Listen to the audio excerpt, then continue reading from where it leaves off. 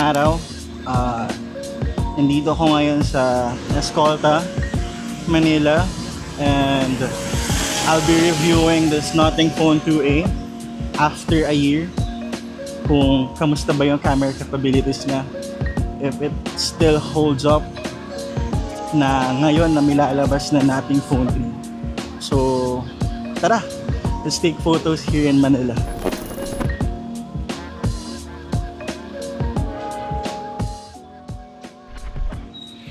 Ayan o, magandang araw. Galing ako ng Escolta dyan sa Dahog. So, naisipan ko nga mag-photo walk. Ganito kainit sa Manila. Ay, lakad-lakad lang muna habang wala pa naman nakikita kaya po. So, ito yung madalas kong gustong gawin kapag nangangati akong kumuha ng litrato kasi busy sa work. So, lakad-lakad lang sa Manila. Tapos kung mayroong makitang pwedeng kunan ng litrato, yan, lakad-lakad lang. So ngayon wala pa, no? Kasi syempre naghahanap-hanap din tayo, nagmamata-mata kung mayroon tayo makukuha ng maganda.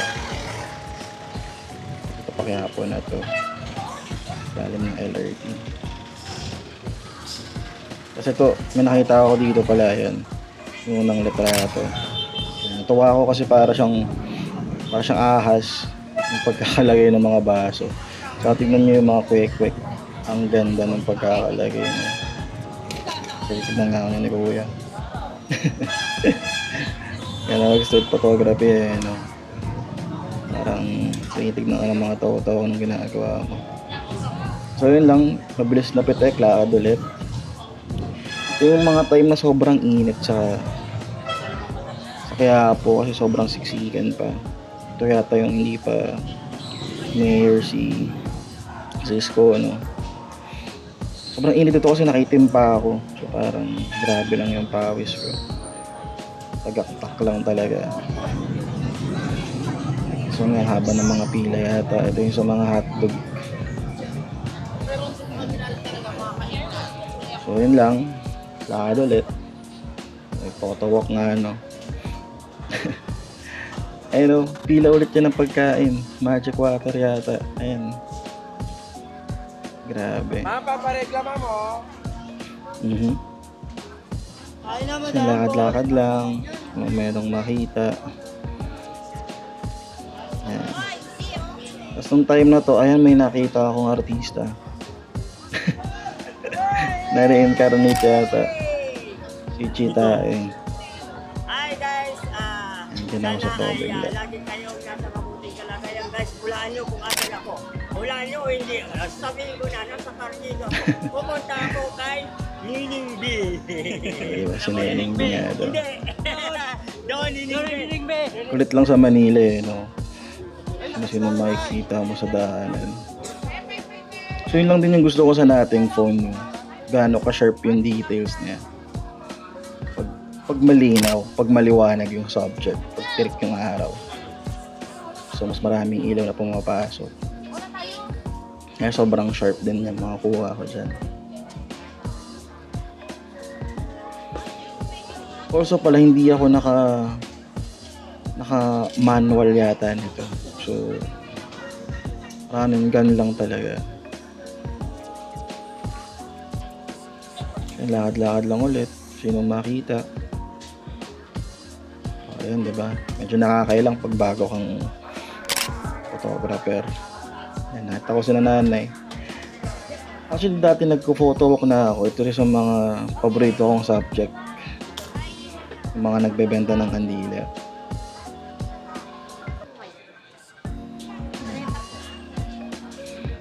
Ayun, mabilis lang to na photo walk. So sana nakikita nyo yung ganda ng photo ng Nothing Phone. Sunod-sunod talaga to. Pagkakat ko para short lang para hindi ako gumedol ng sobra. So yan, naspatan ko si ate. Gusto ko nagko-contrast yung green sa red saka yung yellow sa gilid. Ito to, nagkita na talaga to dito, Hidalgo na to eh.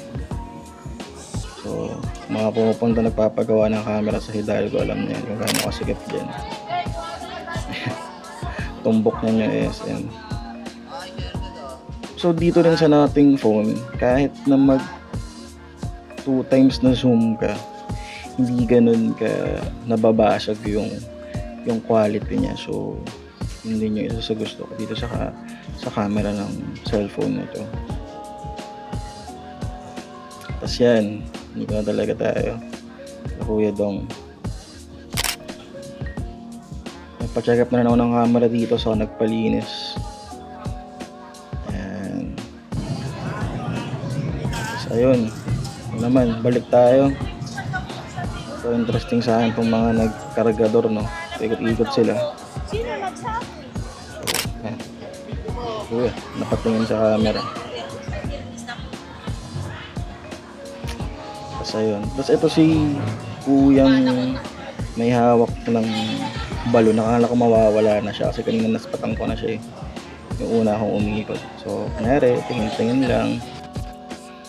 Tapos, kuha na ng photo. Tingin-tingin lang ulit sa paligid. Tapos, up. Yung squat. Tapos, kuha na ulit ng photo. Ayan. Up. So, yun din, no, ginamit ko dun yung wide lens. So, naka 0.6 yata yun. Na camera lens na ginamit. So, ayun. Sa ibang cameras, actually, nagkakaroon ng parang siyam sa gilid. Merong pag naka 0.6 na nababasag na yung kulay, pero dito naman sa nating phone walang ganun. So madalas din ako pag naglalakad-lakad, ginagamit ko talaga yung 0.6 ano na pag mga matao. Mas gusto kong kunan yung nangyayari, yung mas malawak, yung gumagamit ko ng 0.6. So lakad-lakad lang ulit, paikot na, pabalik na ako ng escolta na ito eh. Nag-abang ako kung anong mangyayari kasi ang daming tao, may tumutugtog sa gilid. Nakita ko to si Kuya nakatambay sa cellphone. Hinintay ko lang na walang tao sa likod niya. Saka ako kumuha ako ng photo. Gusto ko lang yung linya ng magdaanan. So yun lang naman.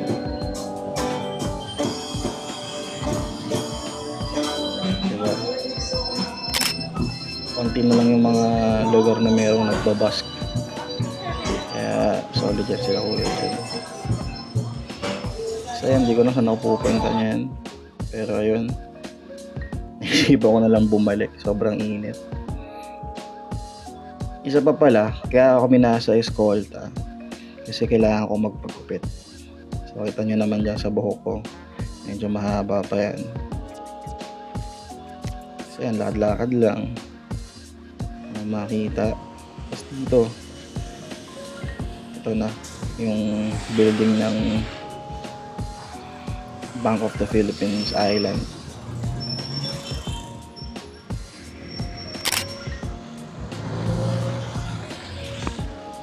Ito na, nakita ko na yung Bank of the Philippine Island. So grabe yung sharpness nung photos talaga. Yun talaga sa isa sa gusto ko sa nating phone. So kung paano mag-pop yung colors. Minimal edit lang yung ginawa ko dyan, no? So, parang yung in-edit ko lang dyan is yung liwanag. So, ayun, check lang kung anong meron. So, may pabalik na ako ng escolta.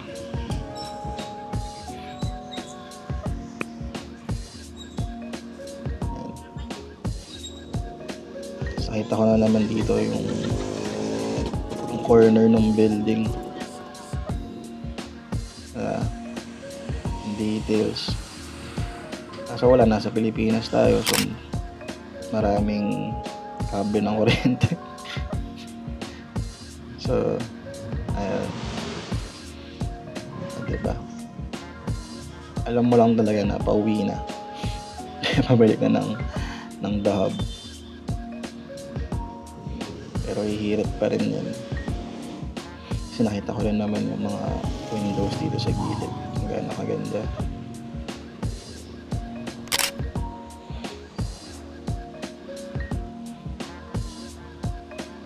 So, ayun.